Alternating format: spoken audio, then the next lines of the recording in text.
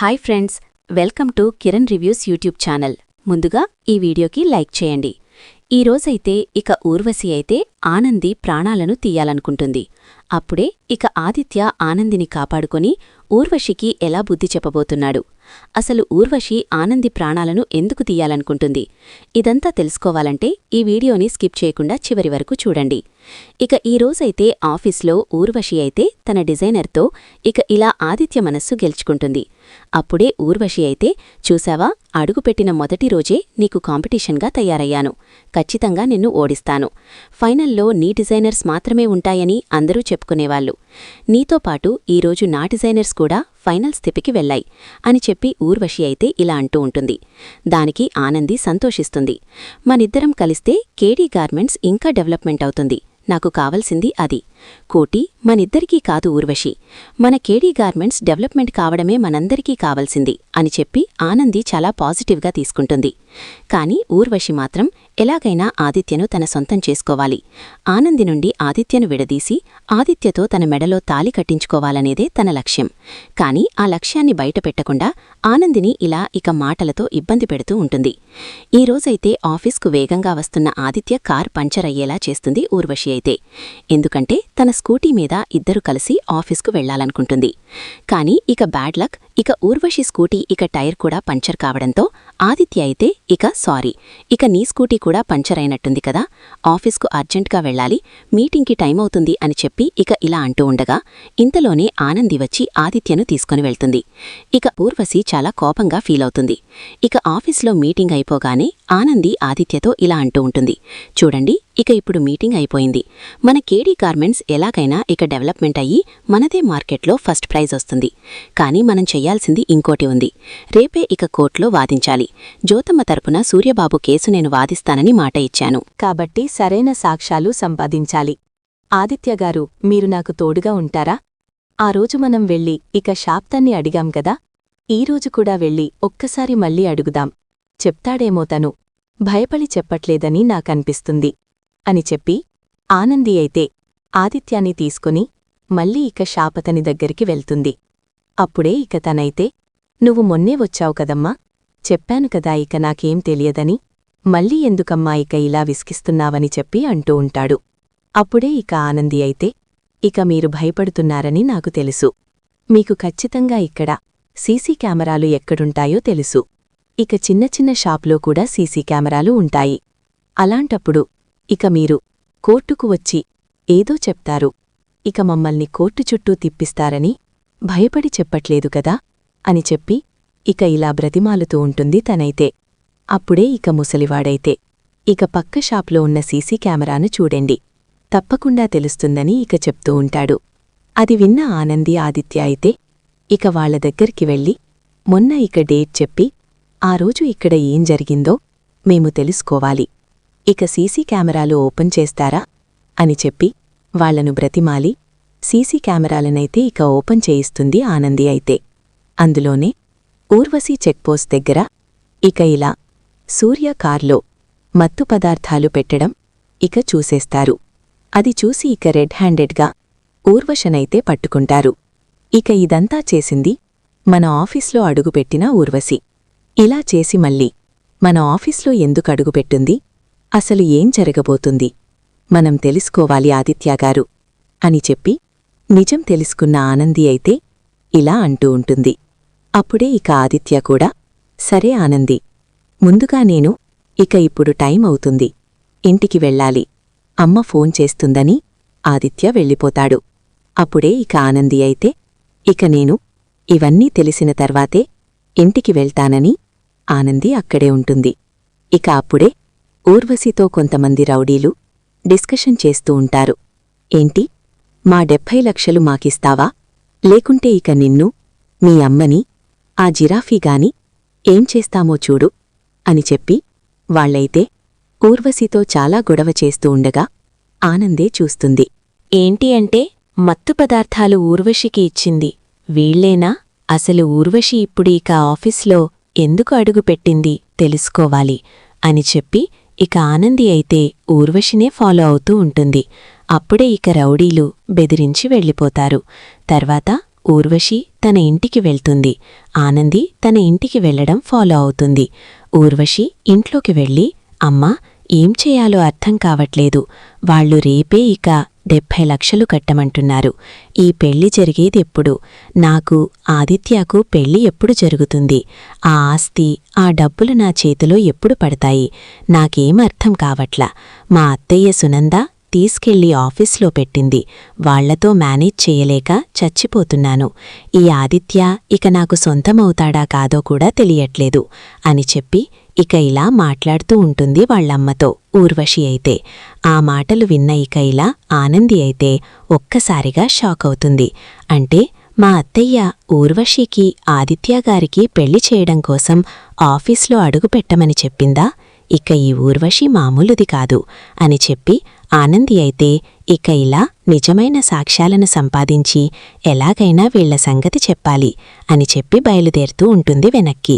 అప్పుడే ఇక ఊర్వశి ఆనందిని చూసేస్తుంది. కొంపలు మునిగిపోయాయి. మన ప్లాన్ మొత్తం ఆనందికి తెలిసిపోయింది. ఈ ఆనందిని ఇక్కడ్నుండి బయటకు వెళ్లకముందే ఇక ఆనందిని వేసేయాలి అని చెప్పి ఇక ఇలా ఊర్వశి అయితే వెంటనే ఇక తన గల్లీలో ఉన్న రౌడీలకైతే ఫోన్ చేస్తుంది. ఇక ఆనంది వేస్తూ ఉండగా ముందుగా ఆదిత్యకు కాల్ చేస్తుంది. ఆదిత్యగారు, ఊర్వశి గురించి నాకిక నిజాలు తెలిసిపోయాయి. తనకు మీరు ఎంత దూరంగా ఉంటే అంత మంచిది. అంతేకాదు మా నాన్న జైలుకు వెళ్లడానికి కూడా ఈ ఊర్వశే కారణం అని తెలిసింది అని చెప్పి ఇక ఫోన్ మాట్లాడుతూ ఉండగానే ఇక ఊర్వశి అయితే కొంతమంది రౌడీలను తీసుకుని ఆనందిని అటాక్ చేస్తూనే ఉంటుంది. ఇక ఊర్వశి తన ఫోన్ను చూసుకోదు. ఆనంది ఫోన్ పక్కకు పడిపోతుంది. ఇక ఆదిత్యకు అన్నీ వినిపిస్తూనే ఉంటాయి. వద్దు, నన్నేం చెయ్యొద్దు ఊర్వశి అని చెప్పి రౌడీలు కొట్టడంతో నన్నిక ఏం చెయ్యొద్దు, హెల్ప్ హెల్ప్ అని చెప్పి ఆనంది ఫోన్ పక్కకు పడి అవన్నీ మాటలు కూడా ఆదిత్యకు వినిపిస్తూ ఉంటాయి. అప్పుడే ఇక ఆనందికి ఏదో జరిగింది. ఊర్వశి ఆనందిని ఏమో చేస్తుంది అని చెప్పి వెంటనే ఇక ఆదిత్య అయితే పరిగెత్తుకుంటూ ఆనందిని కాపాడ్డానికే ఇక ఊర్వశి వాళ్ల ఇంటివైపుకు వస్తూ ఉంటాడు. ఇక వచ్చేసరికి ఆనందిని చాలా కొట్టేస్తూ ఉంటారు ఊర్వశి మనుషులు, రౌడీలైతే.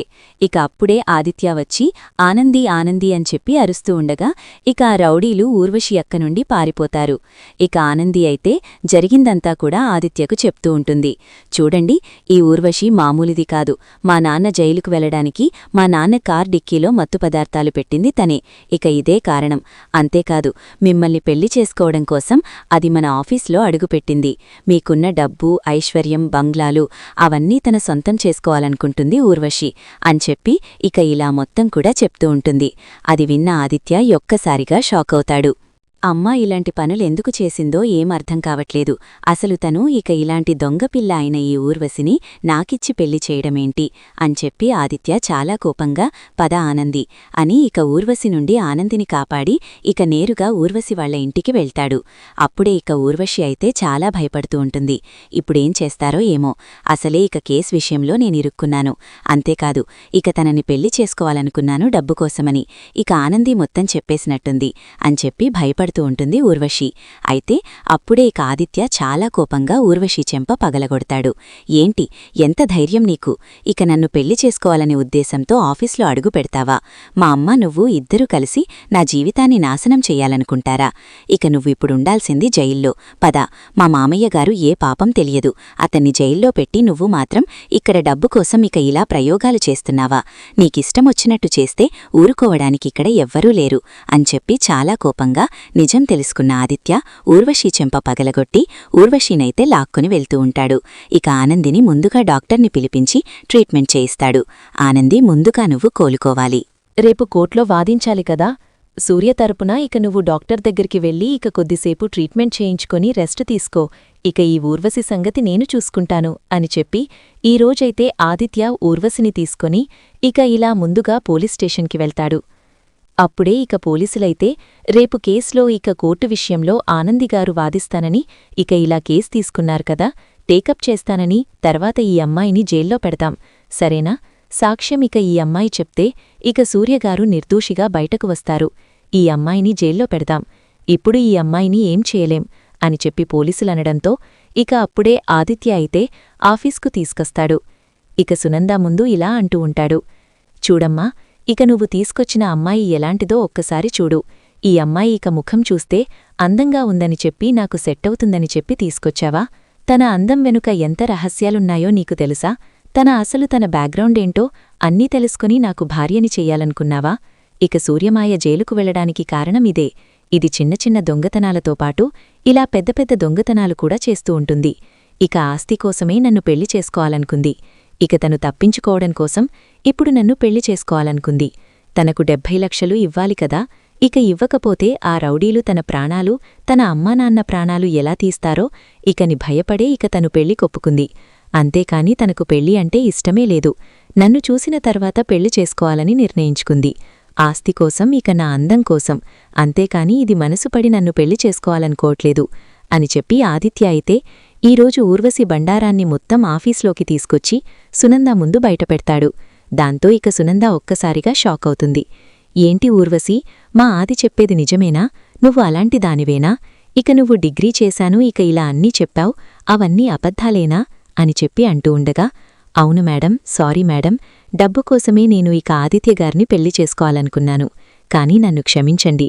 ఆ మత్తు పదార్థాలు ఇచ్చిన వాళ్ళని అరెస్ట్ చేయమని చెప్పండి. నన్ను కోర్టులోకి తీసుకెళ్లొద్దు. ఇక తీసుకెళ్తే నిజం చెప్తాను, కాని నేనిక పోలీస్ స్టేషన్లో ఉండలేను. మా అమ్మా నాన్నలకు నేను ఒక్కదాన్నే కూతుర్ని, వాళ్ళని చూసుకునే బాధ్యత నాది అని చెప్పి ఏడుస్తూ ఉంటుంది ఊర్వశి. అయితే సునందాకు, ఆదిత్యాకు క్షమాపణ చెప్పి అప్పుడే ఇక ఆనంది ఇక ఇలా డాక్టర్ కానుండి ఇక ఆఫీస్కు వస్తుంది. ఊర్వశిని క్షమించేద్దాం. ఊర్వశి సరైన సాక్ష్యం చెప్పి మా నాన్న సూర్య ఏ తప్పు చేయలేదు, తను నిర్దోషి అని ఇక ఊర్వశి చేత నిజం చెప్పిస్తే ఊర్వశిని అరెస్ట్ చేయడం అవసరం లేదు. తనను క్షమించేద్దాం. కాకపోతే మళ్ళీ ఇలాంటి తప్పులు ఊర్వశి మరొకసారి చేస్తే ఊరుకునేదు లేదు. తనకొక ఛాన్స్ ఇచ్చి చూద్దామత్తయ్యా అని చెప్పి ఇలా అంటూ ఉంటుంది ఆనంది.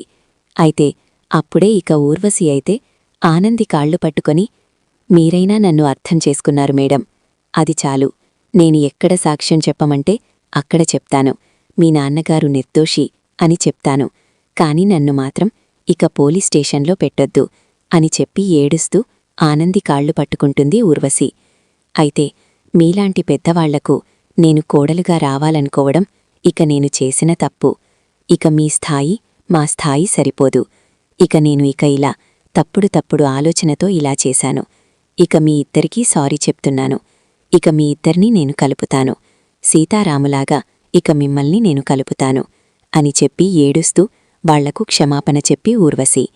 అయితే అప్పుడే ఇక సునంద అయితే ఆనంది విషయంలో తప్పు చేస్తున్నాను, ఆనందిని, ఆదిత్యాని విడికొట్టాలని నేను చేస్తుంది తప్పేనా అని చెప్పి ఆలోచిస్తూ ఉంటుంది. ఇంతలోనే ఆదిత్య అయితే, అమ్మా, ఒక్కసారి నువ్విక ఏదైనా నిర్ణయం తీసుకునే ముందు వెనకా ముందు మనుషులను అడిగి నిర్ణయం తీసుకో.